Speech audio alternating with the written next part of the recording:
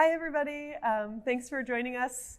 I'm Sarah Traver. I'm the director of Traver Gallery, and I am very pleased to be here today with John Drury, the curator of our current exhibition, which is titled Native Influence, Tony Jojola's Life of Impact. And John, we've known you, I think I've known you probably my whole 40 life. years. Yeah, and in many different capacities. Yeah. So as an artist whose work has been represented here, as a writer who's written reviews about shows in the gallery, and as a curator. And today we have you here as a curator. Can you tell us a little bit about your concept for this show? I can. I'm happy to be here. First of all, I'd like to thank Sarah and Bill and their tremendous staff that they've compiled here over the years. Our show today is centered around Tony Jojola, who was an individual of the Native community who was one not to search for or chase the spotlight to most extents. Somebody that was interested in bringing the light and the attention to the Native community who he so loved. So we have Tony Jojola, or Thorshun, as was given to us by the Isleta Pueblo, our Tony Jojola, who is sharing with us today his work. And I have sort of a historical overview, right? I took what was an example of each of 5 decades of his making. So my leaping point of sorts was those who were influential in Tony's career, those who Tony mentored, and those who may have been influenced by Tony and those doors that he and the others from the first group of natives to use glass opened. Yeah. And just sort of as a point of reference, Tony actually passed away last year. So this is in memoriam. It is in memorial Tony, and a look at the possibilities of friendship, mentorship, and appreciation in his life. Yeah. Well, let's walk and talk and see some of the work that's in the show. Maybe we can start out here. Yep. What we have here is a collaborative work by Preston Singletary and Marcus Amerman. There was a meeting of 3 individuals by chance at the Pilchuck Glass School in 1986, Larry, Ahvakana, Preston, and Tony, right? So that was my leaping point for the show. That was the obvious 3 to begin with.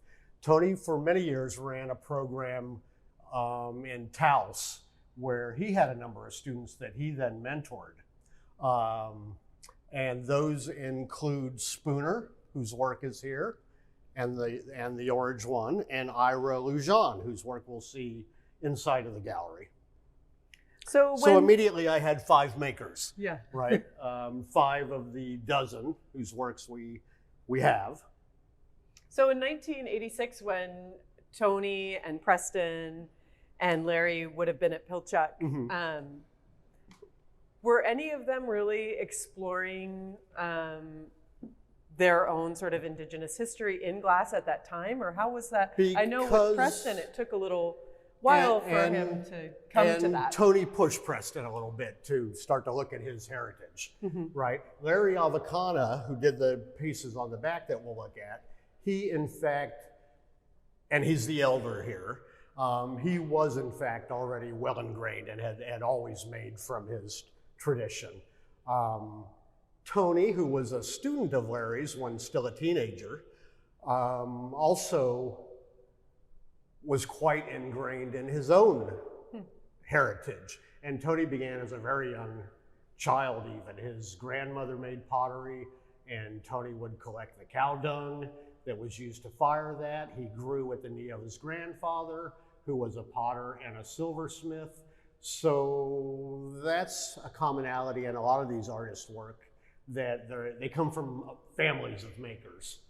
But it was really Tony that pushed Preston at that point to start to investigate his own heritage.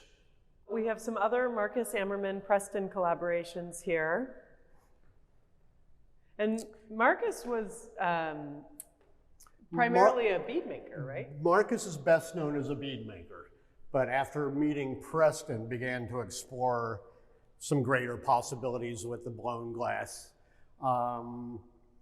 Because we have the exhibition of Preston's work in the other room, the other part of the space here, this was my gentle sort of blending of one room and the next, right? So there's Preston's presence here in combination, those things that he's made in collaboration with Marcus. And that was my gentle introduction into this room from the other room as was formed conceptually. In the back is Ira's work. And he and Spooner were students of Tony at the Taos Pueblo, or outside of the Taos Pueblo, but in Taos. So these would be examples of works that were created under the tutelage, if you will, of Tony. And next to those are Larry Ahvakana's works, these fused glass blankets. As a teenager, Tony attended the Native American school, the indigenous school for Native American art. And Larry, who was a visiting artist at the time, met and began his relationship with Tony, who's very then influential in Tony's growth. From a very young man, Tony would follow up with that residency, which was a in-house boarding school, with a visit to the Haystack School of Crafts in Maine and Wheaton Village in New Jersey, and then ended up at Pilchuck in '78. Where, of course, we had that fateful meeting of Larry, Preston, and Tony. At what point, so Tony also worked on Dale Chihuly's team for a number of years. He did, and he was instrumental in the Venetian series of Dale's work. And they traveled to Europe, and they worked with Lino Talia Pietra, who was the maestro, if you will, the gaffer of that series. So the team, in fact, traveled there, as they've traveled all over the world, and worked with Lino on that series. And in fact, Lino is quite a fan of Tony's, and there do exist a couple of collaborative works. I heard that from Tony's kids last night. Yeah, so Domingo and Mia are here celebrating the opening of this exhibition with us. That's right. They've shared some wonderful stories about their father. Pleased to have them here. The last time I saw Domingo, he was 8, and Mia was 3 on the Isleta Pueblo when I visited in the early '90s with them. And Tony ended up back on the Isleta Pueblo at what turned out to be the end of his life. And concentrated after many years of teaching on his own career. Wonderful. Yeah, I mean, interestingly, to be on Dale's team working alongside Lino, quite obviously a very accomplished glass blower. Absolutely. Absolutely. And yet kind of chose not to pursue, as you mentioned earlier, or the limelight. Yeah. Tony was not one to chase attention. Yeah. Right, and it's, we talk about it a lot and at times loosely, but community is a big part of glassmaking. Yeah. Right, and you'll hear generally every glassmaker tell you that, right? It's with a community and with support of one another and spaces like the Traver Gallery that the studio glass movement has flourished. Yeah, and it's interesting. I mean, Tony clearly really focused on teaching and his role in kind of opening doors for other indigenous artists to explore glass as an art-making material. Absolutely does, or did. And Preston is much the same. Yeah. Right? He looks for, individuals in the community who might be open to making glass or, expanding their creative possibilities, and brings them into the fold. And it's a beautiful thing. Yeah, I mean, actually, somebody who I think represents that new direction really well is Dan Friday. Right. We've got that younger generation who, while many of them may not have known Tony, were influenced by, if not his work alone, the opportunities that exist because of that first group of makers. Sure. That open those doors, allowing them to also explore the medium. As mentioned, we have, I took a piece, these pieces in the back are Tony's. They're from 1999. And our earliest piece in this show is from 1986. I took a piece, or two pieces in this case, from each decade of Tony's making, and you'll see that there's quite a variety. Tony was not one to really repeat or not continue to learn, and the best teachers are those who are willing to learn and continue to grow in their own capacities and what they can then pass on to the next generation. And it takes more than simple craftsmanship. You know, you have to have the hands, obviously, to make glass, but you have to have the head and the heart also. And it's the hands that allow the craft to flourish, the ability to do things, but it's the head and the heart that transfer or transpose that ability then into something outstanding in the visual arts. Yeah, absolutely. Should we take a look at some of the other work included here? Yes. We've got a really beautiful piece by Raven Skyriver, who of course is one of our shining stars. One of our shining stars, absolutely. And from the community now. Stunning example of his work, the whale form. yeah, and as a Tlingit artist, really drawing inspiration from the Salish Sea and the Pacific. There is that reverence for nature that's common to really all of the artists. Mm-hmm. Another of the younger artists is Feddersen on the back wall. I'm interested in what she's done is she's taken that reverence for nature and voiced her concern now for the nature, right? So beyond those things that are maybe natural finishes or reverential of the natural world, she's then voiced her concern for the natural world. Yeah, and for and how as we approached through her own lore, once Mm-hmm. again. Mm-hmm. We have representatives of the Hopi Nation. We have representatives of the Choctaw peoples, the Tlingit. Larry Ahvakana happens to be from Alaska, right? So what I tried to do was to compose this view, this look at what's being done in the indigenous community that's both important work for the community, but also outside of the community. Mm-hmm. While these things are gathered here today as an example of what the Native community is doing, it's every bit as important to the studio glass movement as it is to the Native community. So while we're pigeonholing it to some extent here, this is a look at where the glass movement itself is also going. And these works that are included in this exhibition are every bit as important as anything else done in the studio glass movement in America and the world at this point. Absolutely.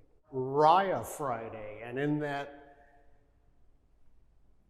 referencing to sharing, she is the little sister of Dan Friday, who's also in the exhibition.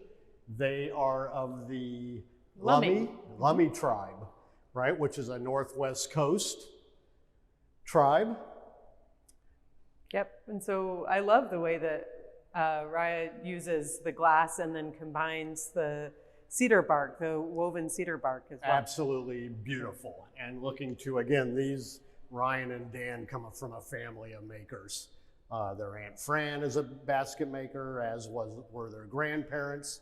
And that introduction of the cedar weaving in combination with perforated glass is just lovely. And then her big brother is Dan Friday.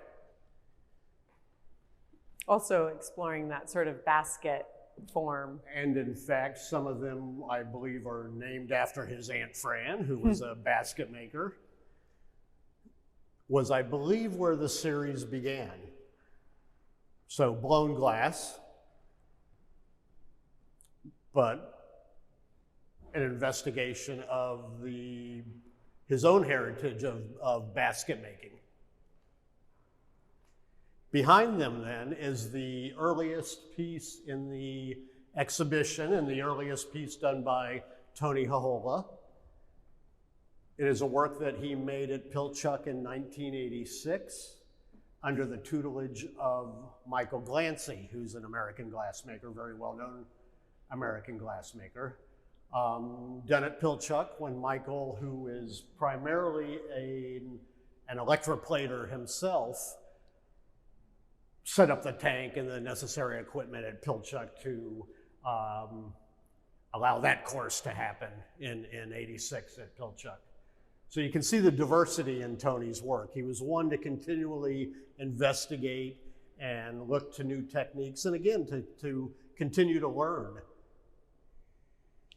It's a beautiful exhibition, John. Thank you so much for helping to bring this together and bring this incredible group of artists together. Happy to do it. It's needed to be done, and sad that we lost Tony, but I think it was the right thing to do in his memory, and to bring this group of people together in celebration, really, Tony's life. Absolutely, and their own, and their own lives, and the work that Tony really did to build the community and build opportunities for other artists to continue this exploration, to flourish. It's still a young movement, and back to the community thing. It is those that come before who are willing to share that allow the propulsion of a continued exploration of media in the arts. Absolutely. Yeah. Thank you very much. You're very welcome. All right. Thanks, everyone. Bye.